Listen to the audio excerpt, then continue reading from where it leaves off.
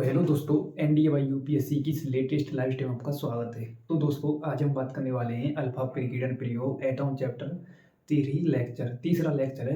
ये important lecture है और बहुत ही इम्पोर्टेंट है एग्जाम की दृष्टि से। ये 5 नंबर का होता है। यदि 5 नंबर पूरे करने हैं तो फुल कंसंट्रेट के साथ क्लास में बैठ जाइए। ये रहेगा आपका कम से कम 25 से 30 मिनट का टॉपिक। तो मैं शुरू करता हूँ बिना टाइम वेस्ट किए। तो अल्फा पिरिगिडन प्रयोग सबसे पहले हमारे रदरफोर्ड के शिष्य, 2 रदरफोर्ड के शिष्य थे। तो उनका नाम क्या था? पहले का नाम था गीगर और सेकंड का नाम था मार्सडन। तो ये 2 बंदे ऐसे थे, इन्होंने एक सोने की पतली पन्नी पर, किस पर? सोने की पतली पन्नी पर, सोने की पतली पन्नी पर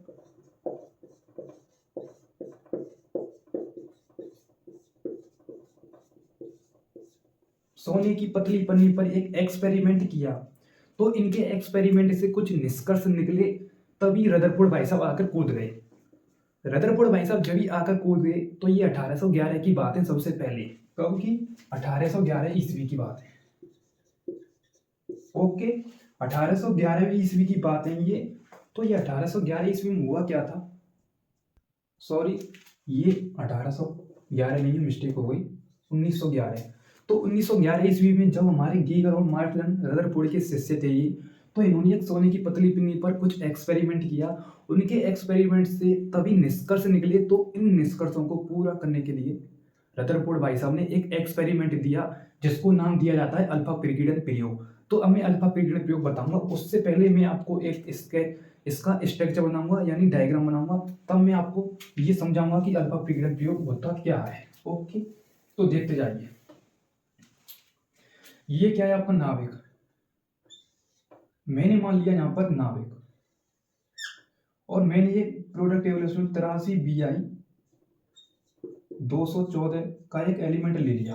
83 BI 214 का एक एलिमेंट ले लिया। ओके, इसको नाम दे दिया मैंने रेडियो एक्टिव पदार्थ, रेडियो एक्टिव पदार्थ। और इसको नाम दे दिया मैंने अल्फा कण स्रोत, अल्फा कण स्रोत। 83 BI 214 ये एक आपका क्या है? प्रोडक्ट टेबल में से मैंने ले लिया रेडियो एक्टिव पदार्थ। इससे 5.5 मेगा इलेक्ट्रॉन वोल्ट की एक क्या निकलती है? तरंग निकलती है, जो सोने की पतली पिन्नी पर जाकर के डिस्ट करती है, जाकर टकराती है। तो देखो, ये हो गई 5.5 मेगा इलेक्ट्रॉन वोल्ट की एक तरंग। ये बोले तो अल्फा किरण जब हम प्रयोग कराएंगे तो उस पर हमने एक तरंग जाकर आपतित कराई है, यानी सोने की पतली पिन्नी पर डिस्ट कराई है, उत्सर्जित कराई है। यहाँ से हमने 5.5 मेगा इलेक्ट्रॉन की एक तरंग उत्सर्जित की है। ओके, जब ये उत्सर्जित होगी, यहाँ से मैंने उत्सर्जित करा दी, तो ये हमारी सोने की 2 ईंटों से मध्य से होकर गुजरेगी। ये मैंने ले ली यहाँ पर सोने की 2 ईंट, इस प्रकार से। ये हो गई आपकी फर्स्ट ईंट और ये हो गई आपकी सेकंड ईंट। यहाँ तक क्लियर? डायग्राम एकदम बढ़िया बनना है। 1 मिनट। ये हो गई आपकी सोने की फर्स्ट ईंट और ये हो गई आपकी सोने की सेकंड ईंट। जब यहाँ से अल्फा किरण उत्सर्जित होगा, जाकर के सोने की पतली पन्नी पर टकराएगा, तो यहाँ पर ये कण उत्सर्जित हो रहे हैं यहाँ से 5.5 मेगा इलेक्ट्रॉन वोल्ट की। तो यहाँ पर एक अल्फा किरण पुंज प्राप्त होता है। अल्फा किरण पुंज क्या होता है? प्राप्त होता है। ओके, जब ये अल्फा किरण पुंज प्राप्त होता है तो जाकर के एक सोने की पतली पन्नी पर टकराता है। ये हो गई एक सोने की पतली पन्नी। ओके, सोने की पतली पन्नी हो गई। अब इसकी मोटाई कितनी है? तो मोटाई है इसकी, ये है आपका क्या? सोने की पतली पन्नी, सोने की पतली पन्नी, जिसकी मोटाई है 2.1 गुणा 10⁻⁹ मीटर। ओके, ये सोने की पतली पन्नी हो गई। जब हमने 5.5 मेगा इलेक्ट्रॉन के उत्सर्जित किसको? अल्फा कणों को, इस नाभिक को गुजारा था। जब हमने 2 ईंटों के मध्य से गुजारा था, यहाँ से, इनके मध्य से बोले तो बीच से, तो हमको एक अल्फा किरण पुंज प्राप्त हुआ। जब ये अल्फा किरण पुंज सोने की पतली पन्नी पर टकराया, जिसकी मोटाई कितनी है? 2.1 गुणा 10⁻⁹ मीटर। जब ये अल्फा किरण पुंज या अल्फा कण ये सोने की पतली पिन्नी पर टकराएंगे तो इनसे अल्फा किरण पुंज, अब तो ये एक साथ जा रहे हैं, जब ये टकराएंगे तो ये अलग अलग डायरेक्शन में क्या हो जाएंगे, विस्तारित हो जाएंगे, बोले तो अलग अलग डायरेक्शन में फैल जाएंगे। तो ये जब ये अलग अलग डायरेक्शन में फैल जाते हैं, अलग अलग दिशाओं में फैल जाते हैं इस प्रकार से, वीडियो की क्वालिटी थोड़ा बढ़ा लेना इसको समझने के लिए। जब ये अल्फा किरण इस प्रकार से अलग अलग दिशाओं में फैल जाते हैं तो इनका पता लगाने के लिए एक हम ZNS यानी जिंक ऑक्साइड सल्फाइड की ये क्या लगा देते हैं, परत लगा देते हैं।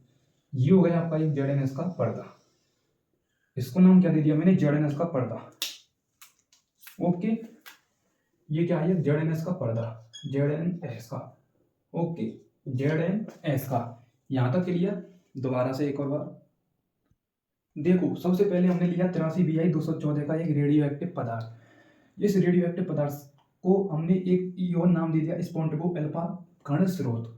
जब यहाँ से हमने 5.5 मेगा इलेक्ट्रॉन वोल्ट की गतिज ऊर्जा के अल्फा कणों को गुजारा किसके, दो सोने की पतली पन्नी के मध्य से, तो हमें क्या प्राप्त हुआ, एक अल्फा किरण पुंज प्राप्त हुआ। जब ये अल्फा किरण पुंज सोने की पतली पिन्नी पर टकराया जिसकी मोटाई 2.1 गुना 10 की घात 5 9 मीटर थी, तो जब ये यहाँ पर एक तित्र थे, एक साथ बंधे हुए थे अल्फा कण, तभी ये टकरा करके अलग अलग डायरेक्शन में क्या हो गए, विस्तारित हो गए, बोले तो फैल गए।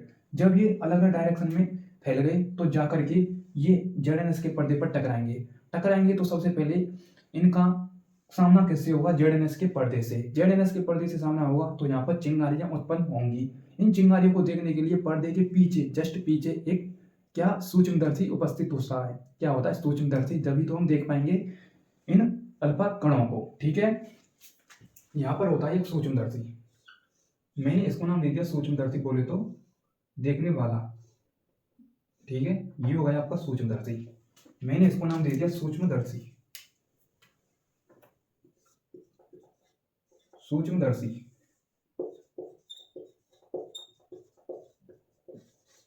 ठीक है, ये हो गया आपका सूक्ष्मदर्शी। यहां तक क्लियर। अब देखो, इस सूक्ष्मदर्शी की सहायता से जब ये अल्फा कण टकराए तो इन अल्फा कण या अल्फा थीटा कणों का पूरे का मापन करने के लिए इस पूरे कोष्टक को, यानी इस पूरे प्रयोग को किसमें, निर्वात कोष्ठ में बंद कर दिया। तभी ये पूरा एक्सपेरिमेंट सफल हो पाया, बोले तो सक्सेस हो पाया। इस पूरे को मैंने रख दिया निर्वातित कोष्ठ में, इस प्रकार से निर्वातित कोष्ठक में। ठीक है, ये हो गया आपका निर्वातित कोष्ठक, इसको नाम दे दिया मैंने निर्वातित कोष्ठक। ठीक है, तब ये क्या होगा, एक्सपेरिमेंट सफल होगा। यहां तक क्लियर, निर्वातित कोष्ठक। ठीक है, दोबारा से एक और बार, जो मैं आपके लिए बोल रहा हूं ये एक थ्योरी है। देखो, सबसे पहले मैंने एक रेडियो एक्टिव नाविक लिया था जिसका नाम क्या था, 83Bi214। ये क्या रेडियो एक्टिव पदार्थ है, रेडियो एक्टिव पदार्थ या नाविक है। ठीक है, मैंने इसको नाम दे दिया अल्फा कण स्रोत, या आप इसको न्यूक्लियर भी बोल सकते हैं। ठीक है, जब मैंने यहाँ से 5.5 मेगा इलेक्ट्रॉन वोल्ट की गतिज ऊर्जा के अल्फा कण डायरेक्ट किस पर, सोने की पतली पिन्नी पर अटैक किया, तो ये अटैक करने के लिए सबसे पहले सामना करना पड़ेगा, इसको दो सोने की पतली ईंटों के मध्य से जाना होगा। ठीक है, ये हो गई सोने की पतली ईंट,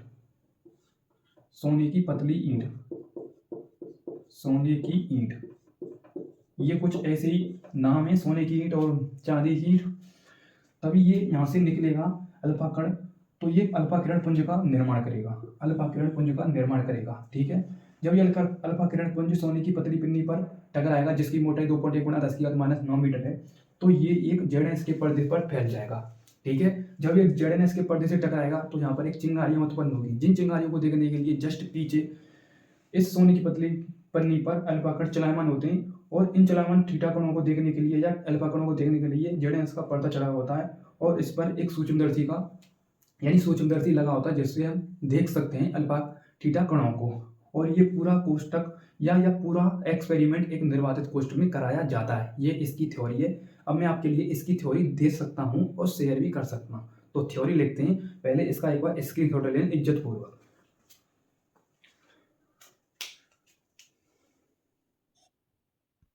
तो अब देखो, मैंने पूरी आपके लिए थ्योरी लिख दी है। थ्योरी क्या कहती है देखते जाइए। और मैं दोबारा से एक और बार डायग्राम को यहाँ पर आपके लिए शेयर करूँगा, समझाऊंगा। सबसे पहले होता है 1911 ईस्वी में रदरफोर्ड के शिष्य गीगर और मार्शल ने प्रयोग किया। उनके प्रयोग पर रदरफोर्ड भाई साहब आकर के कूद गए और उन्होंने अल्फा पीरियड प्रयोग बताया। अल्फा पीरियड प्रयोग में बताया क्या था, तो देखो थ्योरी देखते सबसे पहले।